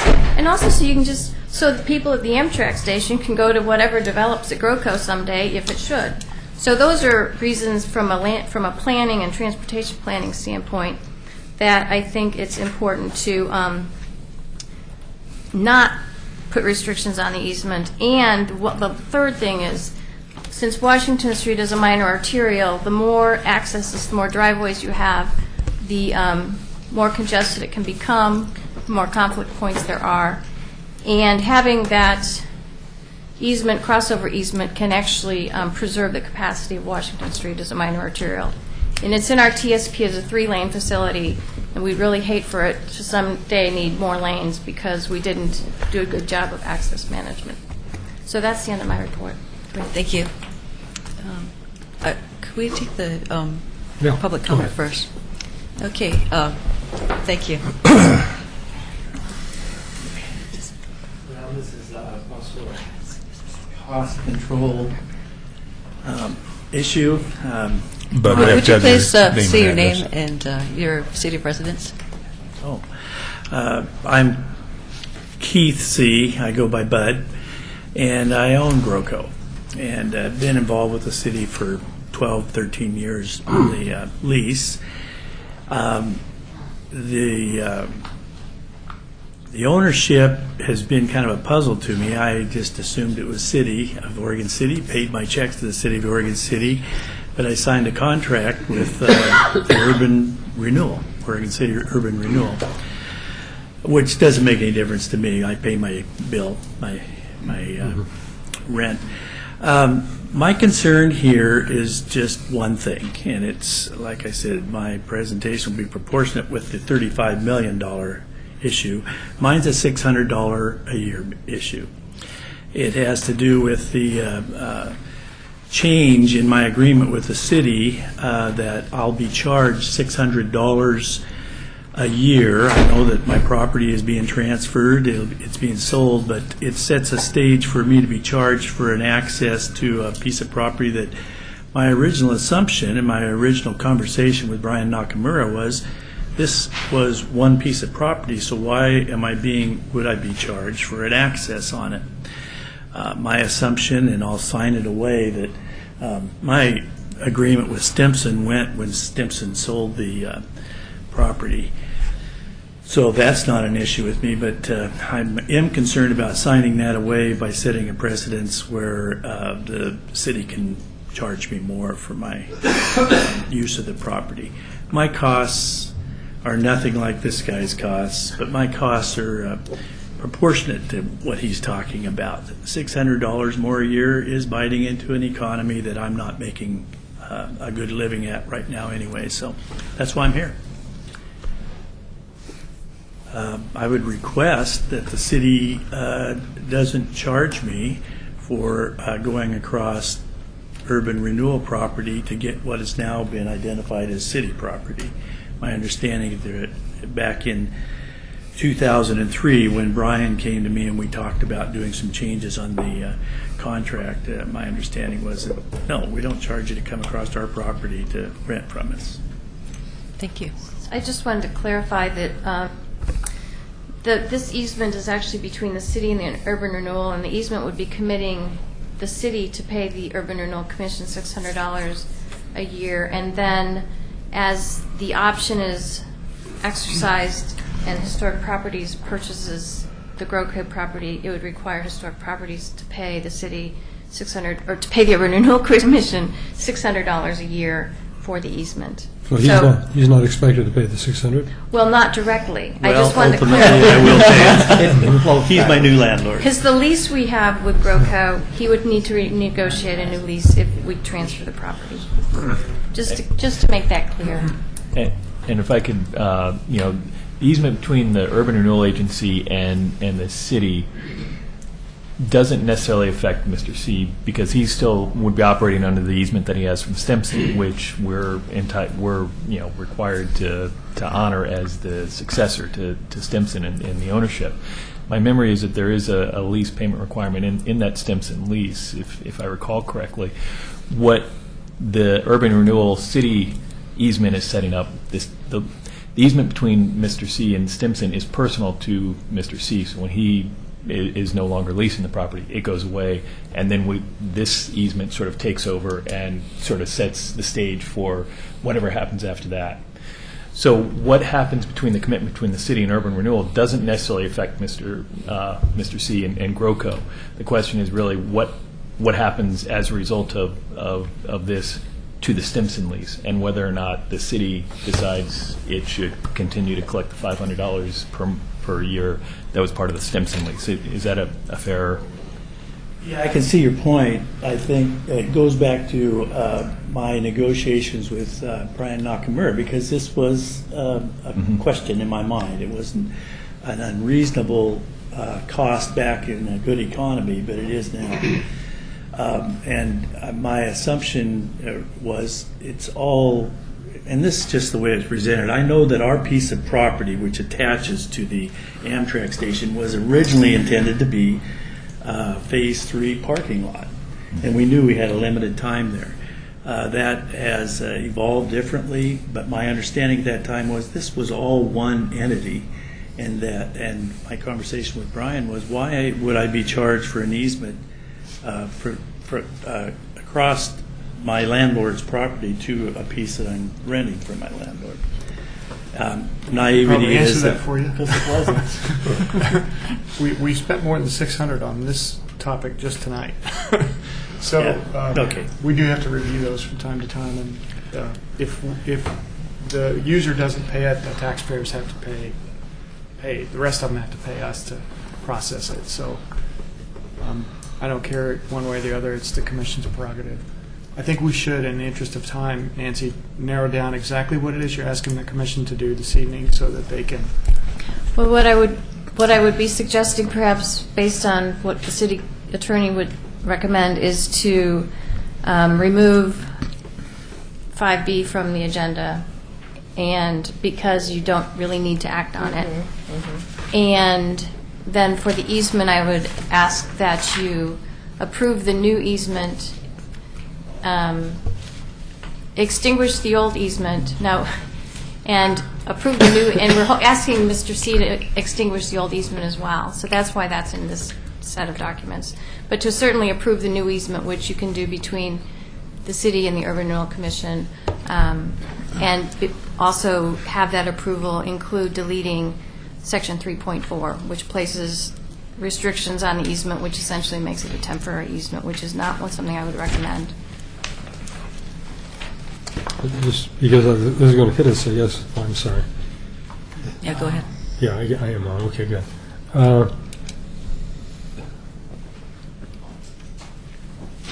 You'll be, if the city approves it, it'll be paying $600 to the Urban Renewal Agency. And where does the city commission get the $600? One of the reasons why this is all coming to you is because the option has been the option is also being exercised. So when that option is exercised, the city property will transfer to historic properties, and they will be paying the $600 to the Urban Renewal Agency annually. Does that make sense?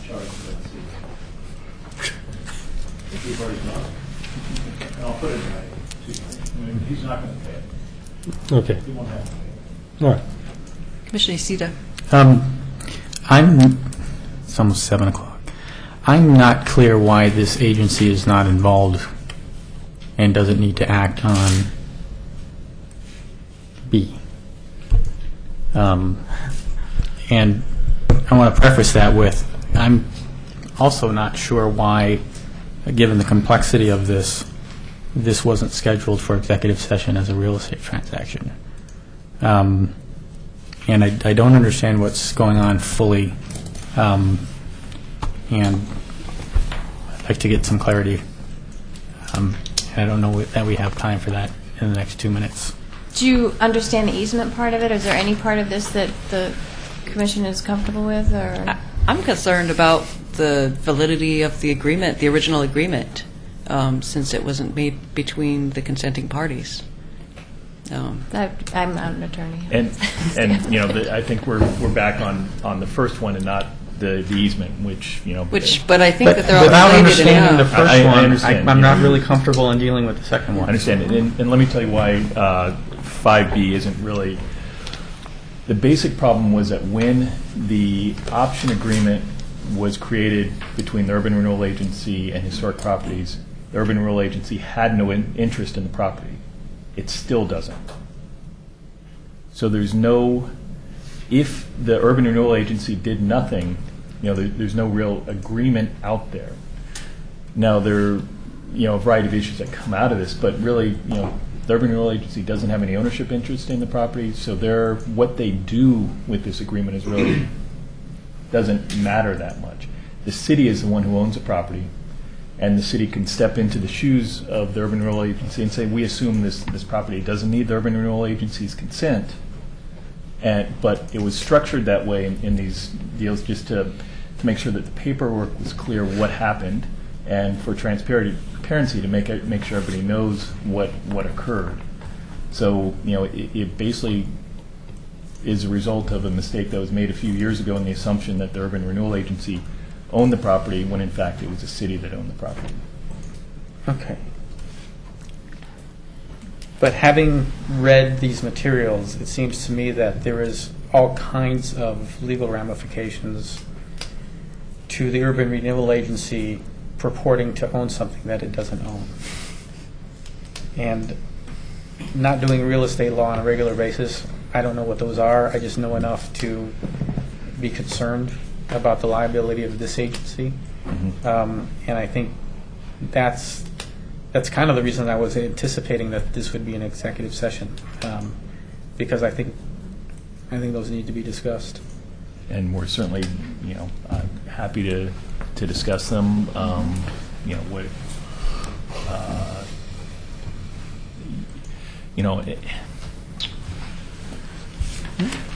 Well, could I just go ahead and propose and make a motion to continue this item until the next Urban Renewal Commission meeting and do it in executive session? Second. Can we have it date certain too? Question. Does that affect any timelines or dates or anything like that? There are some concerns with the dates, so we can meet the dates laid out in the Amtrak agreement. and we'd have to look at that as well. Getting it on the next Urban Renewal Commission meeting, that would be the October 17th, 19th, and having the City Commission that night would be fine. Having it go much longer than that would be problematic. Yeah, the next one would be fine. And if we have to go farther than that, we'd have to probably look back at changing some of the dates in the original agreement. I think we have a motion and a second. Let's question. What's the motion? To continue this agenda item, well, I guess the agenda item's plural, B and C, until the next Urban Renewal Commission meeting on the 17th? 19th, and in executive session. And then have them on the agenda too, so we can, I mean, hopefully we'll have questions answered. We can always Sure. remove them if needed. Call the question. Commissioner Roth? Aye. Commissioner Smith? Aye. Commissioner Nacita? Aye. Commissioner Mom? Aye. Commissioner Neely? Aye. Commissioner Peterson? Aye. Commissioner Shaw? Aye. Commissioner Yates? Aye. Commissioner Edgar? Chair Walters? Yes. The motion passes 10 to 0. If that's a citizen's comment on the same thing, could it wait for the city commission? We got It it. could, but if you're going to hear it in, it does take 10 seconds. Dan Fowler. Commission's time. Dan Fowler, Oregon City. If it is going to go next month, that's fine, or next meeting. We've performed everything. It was a mistake in ownership. We've performed. I've talked to Bud C., and I'd be happy to put it in writing that none of the fees would be passed on to him. So, if there is other questions, it wasn't our problem. We've done what we were supposed to do. So it's cleaning up kind of the other side. So. You mean our side? And if it does drag out, the only concern I would have, and I'm happy to have it be the amount of time you need, but technically in the option agreement, we're supposed to close by the end of this month. There's no pressure. We're not, we have, we're ready to do that. But that would be the only time certain date need to extend. Thank you. We still have one more item. Can we hold? I have one future agenda item to request. Okay. I would like to move that we invite Concordia University and Growth Design, Inc. to make a presentation to this body based on Dr. Schlimpert's letter to us. Can I suggest it goes into a study session? The presentation? Yeah. I don't care the venue. I just want to get that ball rolling. No, that's fine. Okay. Our head nods okay on that one? We have consensus? Okay. Yes. Did we have a second? It was just We just consensus.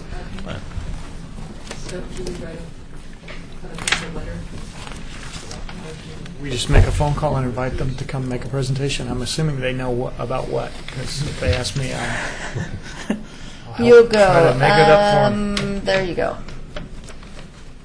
So we've got a city manager's report. Do you Nothing to want to report. continue that? You have something down I there. don't have anything to report. Okay, all right.